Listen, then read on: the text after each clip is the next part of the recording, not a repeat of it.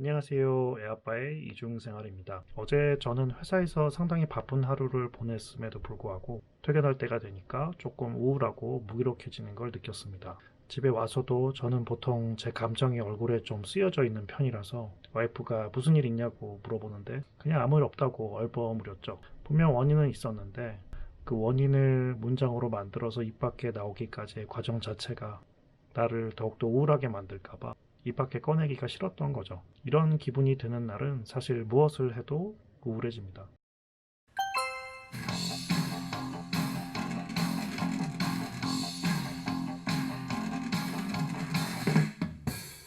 저녁을 먹고 그 블루투스 마이크가 눈에 들어오길래 유튜브로 노래방을 시작했습니다. 소리라도 지르면 좀 나아지지 않을까. 저는 어릴 때 그 가수 신해철 님을 좀 좋아했어가지고 나에게 쓰는 편지라는 노래를 부르는데 난 슬플 땐 그냥 맘껏 소리내 울고 싶어 라는 가사에 나도 모르게 울컥 해버렸습니다. 제 마음이 좀 우울한 상태이다 보니까 가사도 확 와닿고 또 예전에 그 신해철 가수가 사망했다는 소식을 접했을 때 그때 너무 슬펐던 감정이 복합적으로 저를 막 누르더라고요. 노래하면서 막 소리도 지르고 나도 모르게 막 눈물도 흘리고 그 감정을 조금은 제 밖으로 표출을 하다 보니까 그래도 조금은 마음이 좀 나아졌습니다. 하지만 이것도 사실 잠시죠. 우울한 감정은 꽤 강력한 녀석입니다. 저녁을 먹고 애들이 잠든 후에 영화를 한 편 보았습니다. 요즘 온갖 유명한 상들을 다 휩쓸면서 그 화제가 되고 있는 봉준호 감독님의 그 기생충이란 영화를 봤습니다. 넌 계획이 다 있구나. 좀 늦게 본 편이죠. 근데 와, 너무 재밌는 겁니다. 어떻게 이런 스토리를 쓸 수 있을까? 이미 뭐 대단한 감독이라는 건 알고 있었지만 다시 한번 존경스러운 사람이라고 느껴졌습니다. 그런데 영화가 끝나고 이내 다시 우울해졌어요. 영화의 내용이 좀 우울해서가 아니라 와, 세상에 누군가는 이런 멋진 얘기를 만들어서 세상을 들썩하게 하는데 나는 지금 뭐 하고 있는 거지?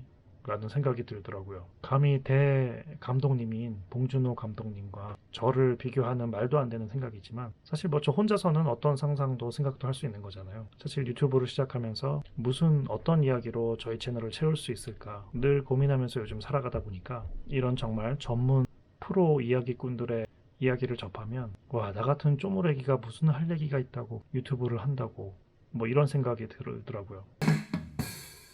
여튼간에 우울한 감정이 시작이 되면 워낙 이게 강력해서 무엇을 해도 무기력해지고 부정적이 되는 그런 날이었습니다. 누군가는 조언을 해주기도 합니다.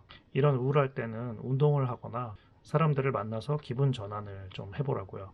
하지만 뭐 아마 대부분 공감하실 거예요. 우울할 땐 그 어떤 것을 시도하는 것조차도 귀찮고 또 무기력해지기 때문에 뭔가를 시도한다는 것 자체가 스트레스로 다가오면서 더 짜증이 나는 것이죠. 그럼 어쩌라는 걸까요? 뭐 저도 잘 모르겠습니다. 하지만 문득 이런 생각이 들었습니다. 우울한 감정이란 것도 우리가 살아가는 데 있어서 꼭 함께 할 수밖에 없는 많은 감정들 중에 하나라는 거죠. 영원히 물리칠 수도 피할 수도 없는 그런 우리의 하나의 감정인 것이죠. 이런 감정이 들 때면 아, 내가 지금 우울한 감정에 있구나. 이 자체를 인지하고 인정하려는 시도도 뭐랄까요, 나쁘지 않은 것 같아요. 현재 내가 우울하다는 그 감정을 회피하려는 순간 그 우울함이란 녀석은 야, 내가 지금 여기 있다고 나를 좀 봐달라고 외치면서 더욱더 나를 자극하게 만드는 것 같습니다. 이럴 땐 핸드폰으로 그 SNS를 보는 거는 참 하지 말아야 할 행동인 것 같습니다. 남의 행복한 모습들을, 그런 사진들을 보면서 내 안의 우울함을 더 자극시킬 수도 있으니까요. 어찌 보면 SNS에 보이는 우리의 행복한 모습들은 사실은 누구나가 가지고 있는 우울한 감정의 배경에서 나오는 어떤 역설적인 표현이 아닐까라는 생각도 해봅니다. 우울하니까 행복한 모습을 더 길이길이 남기고 싶은 그런 심리일 수 있다는 거죠. 다시 말해서 이 우울함이란 감정은 나뿐만 아니라 사람이라면 뭐 부자이던 가난한 사람이던 아이이던 어른이던 누구나가 가지고 있다는 데에서 우린 어쩌면 위로를 찾을 수 있을지도 모릅니다.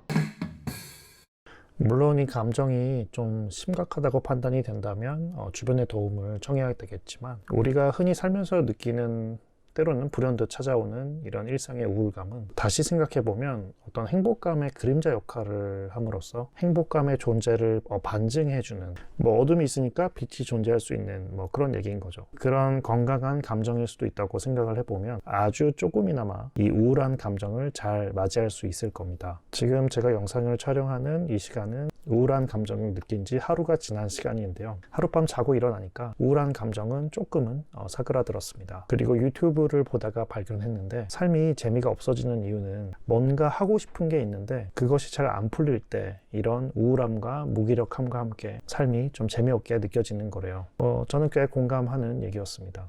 마음을 조금 추스린 오늘이 되고 나서 어제 느낀 그 우울감의 원인을 생각해 보니까 회사에서 불현듯 제 나이가 적지 않은 나이라는 것을 인지하게 되었고 그 와중에 누군가의 승진 소식을 듣게 되었고 나도 뭔가 승진을 위해 노력해야 되는 건가? 저는 미국에서 현재 미국 회사에 다니고 있는데 영어도 어려워 죽겠는데 승진을 하려고 하니까 스트레스부터 다가오고 돈은 더 받고 싶지만 책임은 더 지기 싫고 이런 제 안에 이기적인 바램과 현실적인 문제들이 겹치면서 뭔가 무기력함을 느꼈던 것 같습니다. 내 스스로도 회사 내에서 어떤 커리어 방향을 쌓아 나갈지 아직 정리가 되어 있지 않은 상태인데 그저 제 주변에서는 뭔가 각자의 커리어에 대해서 깊은 고민을 가지고 앞으로 나아가는 것 같아서 괜히 옆에서 조바심도 들고 그랬었던 것 같습니다.